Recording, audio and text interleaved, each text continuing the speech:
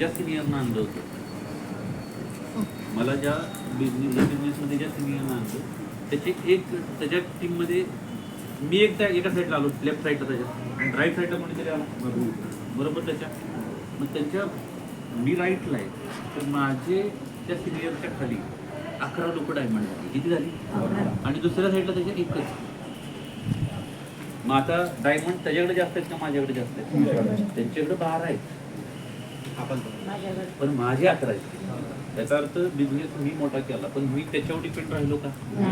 ते तुम्हाला थोडंसं तुम्हाला मॅडम जर येतं हे सिनियर आहेत यांच्यापेक्षा जर तुम्हाला म्हणजे थोडक्यात काय म्हणजे का तुम्ही यशस्वी कधी होणार?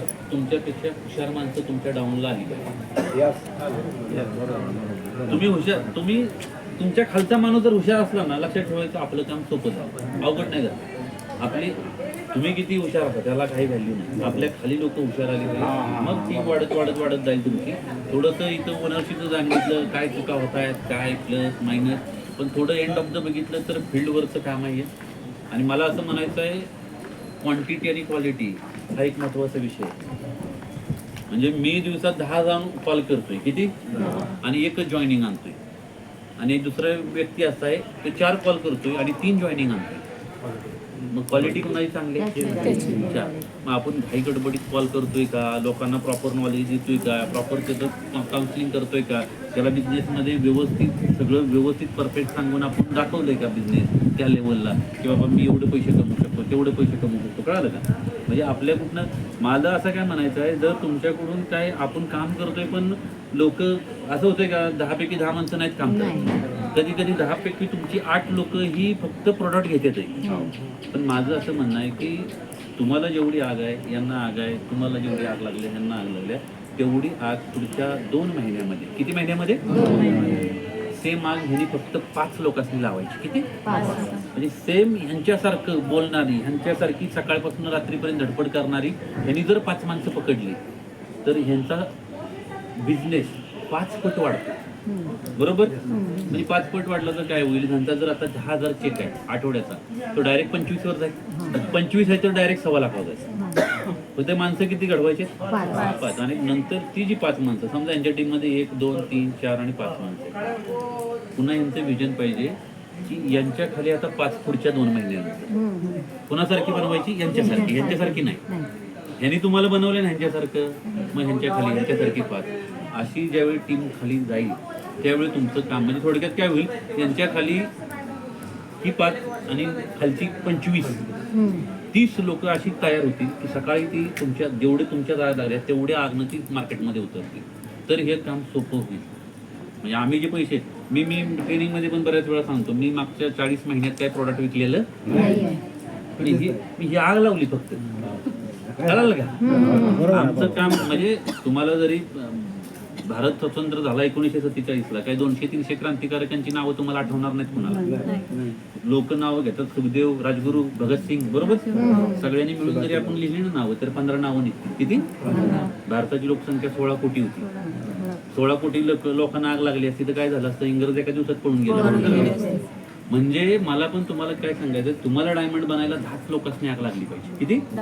10 मध्ये हे आहे तुमच्या, ह्यांना बाबा 15 लाख पाहिजेत वर्षात, ह्यांना 25 पाहिजेत, मॅडमना 5 पाहिजेत, ह्यांना 30 पाहिजेत, ह्यांना 20 पाहिजेत, सगळ्यांची बेरीज करा, तुमचे 1 कोटी होतात. मग तेवढी आग लागायला काय करायला लागेल? मी जर ह्यांच्या खाली जॉईन होतोय तर मला ह्यांनी तेवढा विश्वास दिलाय का, तेवढी माझी जबाबदारी ह्यांनी घ्यावी लागेल. मी ह्यांच्याबरोबर गेलो ह्या मॅडम सोबत आणि ह्यांना प्लॅन दिलाय, ह्यांना विश्वास आणि जबाबदारी द्यायचं काम मॅडमचं आहे, माझं नाही. मी प्लॅन प्रेझेंटेशन देतो. तो माणूस तेवढ्या ओळखीचा नाही ना माझ्यावर. त्यामुळे हे तुमच्या आत्ताचे काम आहे ना, त्या कामामध्ये जर प्रगती करायची आहे, स्पीड वाढवायचा आहे, तुम्ही जर आठवड्याला 5,000 आणि 10,000 कमवत आहे तर ते तुम्ही नोकरीसारखे पैसे कमवणार. कारण आपले नोकरदाराचं काय ठरलेलं आहे, तिथून ह्या बसमधनं जायचं, तिथं उतरायचं. आपला तसा प्रवास नसतो. आपलं कधी कधी दिवसाला 1,000 रुपये पण जातात, कधी 1,500 पण जातात प्रवासामध्ये तुमच्या. म्हणजे आपला प्रवास. त्यामुळे एंड ऑफ द महिन्याच्या कधी पण बघायचं, महिन्याभरात मला 30,000 आले तर नेटवर्किंग मध्ये लक्षात ठेवायचं 15,000 खर्च होता. किती? 50,000 आले ना तर तुमचे 25,000 नाहीत खर्च होत, 20च होता. मग शिल्लक काय झाली? वाढली. 1 लाख चेक आला तर 30,000 खर्च होता, 70,000 शिल्लक. पहिल्यांदा खर्च जास्त आणि इन्कम कमी. 10,000 येत आहे ना ज्याला, त्यानं लक्षात ठेवायचं माझा खर्च 4-5 हजार आठवड्याला होणारच. आणि जर तू 4-5 हजार रुपये ज्यानं खर्च केला नाही तर त्याचा चेक 10,000वरनं 5,000वरून 5,000वरनं 1,000. हे कधी तुमच्या हे पण लक्षात आलं पाहिजे. कुठं आम्ही पैसे काय खर्च केले नसतील का टीमवर जाताना येताना? म्हणजे मी जवळजवळ आतापर्यंत माझ्या अंदाजे 92 ते 95 लाख खर्च झाला. किती पहिल्यापासून. पण आता माझा खर्च कमी आहे, नसल्याच जमाय. कळलं का?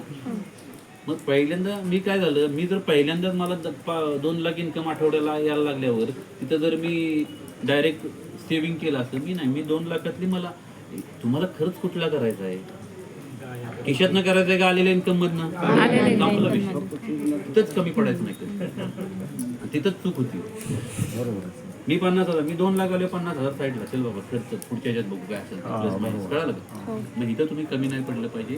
जेवढी लोक आता तुमचे आले, आज मला वाटतं पुढच्या महिन्यात नाही, पुढच्या ऑक्टोबर आहे, सप्टेंबर चालू आहे. प्रशांत सरांचं LDP. मागच्या LDP ला तुम्ही नव्हता कोणच? होते नाही ना, पुण्याला होता, आता नव्हता. तर माझं असं म्हणणं आहे, प्रत्येकाची पुढच्या LDP ला तुमची 4 माणसं, तुमची 4 माणसं प्रशांत सरांच्या ह्या LDP ला जर तुमची 4 झाली तर पुढच्या वेळी 40-50-60 क्राऊड होईल. आणि त्याच्या नेक्स्ट वेळेस तुम्ही अकोल्यात घ्यायचं, अमरावती तुमच्या इथे.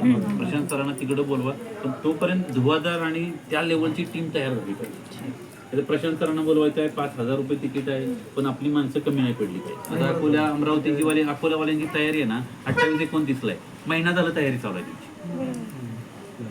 आणि तुमची टीम काय कमजोर टीम नाही. तुम्हाला माहित नसेल सांगतो, तुमचा सुद्धा सेल आहे ना त्यांच्यापेक्षा कधी हाय असतो कधी कमी असतो. कळलं? तुम्ही ताकद लावली पाहिजे आले काय नाही. म्हणजे त्यांच्याकडे जे रँक आहे त्याच आपल्याकडे पण रँक आहे. मोरे सर हे असतील, कळलं का? तिकडे प्लॅटिनम आहे, इकडे मोरे सर प्लॅटिनम आहे, ते गोल्ड झाले. म्हणजे तुम्ही ताकद लावली तर सगळ्यांना, मी मगाशीच सांगितलं, काम करायचं तर पुढच्याचं रेकॉर्ड ब्रेक करायला. तुम्ही काम करताना लक्षात आलं बाबा हे किती दिवसात एमराल्ड झाले, तर ह्यांचं मला रेकॉर्ड ब्रेक करायचं. वरचा माणूस तुम्ही रेकॉर्ड ब्रेक केल्यावर खुश होईल का ना खुश होईल? खुश होईल, संपला विषय. त्यामुळे आपल्याला काम करायचं तर कमी वेळेमध्ये जास्त पैसे कमवण्यासाठी. त्यामुळे एकजुटीनं काम करा. जिथं ज्या तुम्ही काही लेडीजना जर प्लॅन देता येत नसला, प्लॅन शिका. 15 प्लॅन जो माणूस आहे सिनियर त्याच्याकडून शिका. 16 प्लॅन तुम्ही द्यायचा आणि सिनियरला सांगायचं तू फक्त बघायचं. कळालं का? काय चुका होते अशी स्ट्रॅटर्जी लावा. म्हणजे माझ्या टीम मध्ये 5 लोक आहेत, पण 5चे लोक आग लागले, पण त्यांना प्लॅन देता येत नाही, काही उपयोग नाही. ती खाली उतरली पाहिजे स्वतः पेन घेऊन हे घेऊन. कळालं का? तर ते काम आपलं वाढेल. बघू आपण एक पुढं ट्रेनिंग एक तिकडं लावू, नंतर एखादा सेमिनार वगैरे काय होतंय का ऑर्गनाईज बघू. आणि त्यानंतर दिवाळीच्या एंड नंतर, नाही दिवाळीच्या अगोदर सर, आधी आपण तुझं ट्रेनिंग घेऊन नंतर LDP नाही.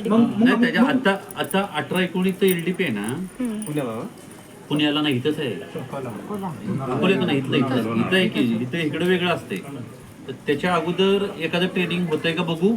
नसलं तर मग ते ट्रेनिंग झाल्यानंतर मारायला लागेल लगेच. म्हणजे कसं कधी काय होतं, तुमची 70 लोक बसले LDP, पण त्यांना बेसिक माहित नसते, मग बेसिक मारू आपण तरी.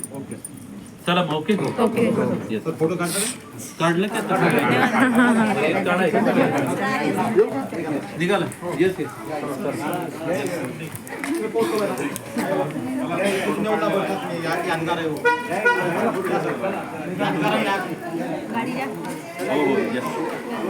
हो.